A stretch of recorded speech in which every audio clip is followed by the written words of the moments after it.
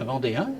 Je suis un ancien psychiatre des hôpitaux, psychanalyste, et j'ai toujours été intéressé par l'histoire de la Vendée. J'ai fait un certain nombre de livres sur l'histoire de la Vendée. Je participe à la Société d'émulation dont j'ai été le président pendant longtemps, et j'ai écrit de nombreux articles dans la revue. Voilà. Alors, bon, ce soir, ici, je suis originaire de la Chapelle-Témère, c'était normal, si vous voulez, que je puisse parler de Clémenceau.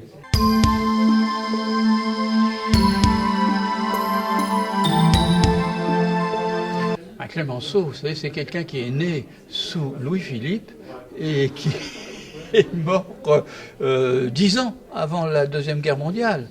Il a vécu une longue vie et il a traversé toute l'histoire de France, de la deuxième partie du 19e et de la première partie du 20e, avec cette immense histoire de la guerre de 14, où il s'est forgé ce personnage extraordinaire, le Père La Victoire. C'est par sa ténacité qu'on a tenu. Sans lui, mais évidemment sans l'apport de l'Amérique, on aurait été battu. À un moment donné, vous savez, dans les premiers mois de 1918, l'Amérique, elle n'était pas là.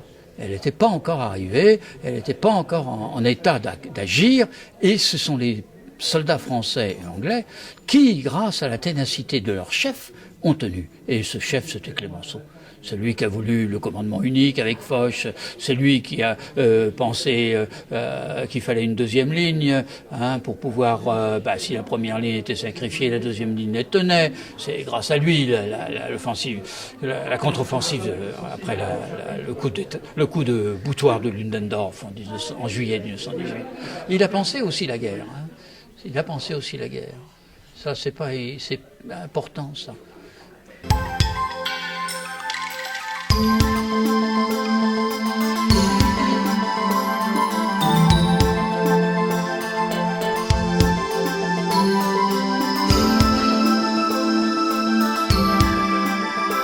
Et c'était un patriote. Il voulait que la France, d'abord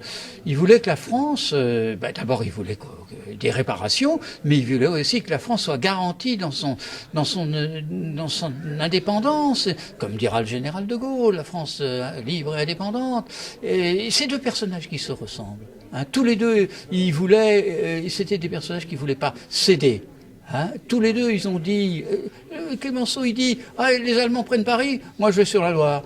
Ils prennent la Loire, je me battrai sur mer. Et qu'est-ce qu'il fait le général de Gaulle? Il s'en va en Grande-Bretagne et en Algérie, et il se bat. La France a perdu une bataille, elle n'a pas perdu la guerre. C'est ce que disait Clémenceau aussi. Je me battrai jusqu'au dernier quart d'heure. Des gens comme ça, vous savez, ça transcende des siècles. Et c'est très fort pour une nation. C'est très fort pour la France d'avoir des grands exemples comme ça.